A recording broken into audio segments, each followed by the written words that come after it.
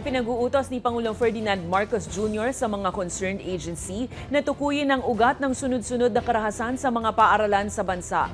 Ayon kay Palace Press Officer Undersecretary Claire Castro, hindi nakatanggap-tanggap ang mga ganitong insidente, lalo na kung mga kabataan ang nasasangkot at nabibiktima. Paliwanag ni Castro.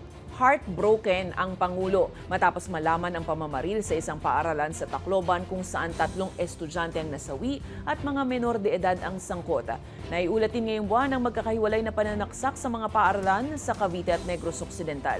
Giit ng palasyo, dapat tukuyin kung ano ang nag-uudyok sa ganitong karahasan, kabilang ang posibleng impluensya ng mararahas na online games, social media o panggagaya sa nakikitang insidente. Ipinag-utas din ni Pangulo ang lahat ng kailangang hakbang para maiwasan ang karahasan at mas maprotektahan ang kabataan.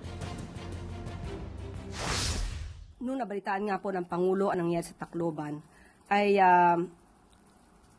heartbroken, masasabi natin, ang naramdaman ng Pangulo dahil mga bata ang lumalabas na kaya na gumawa ng krimen, kayang magplanong gumawa ng krimen, at mga inosenteng mga kabataan din ang nabibiktima.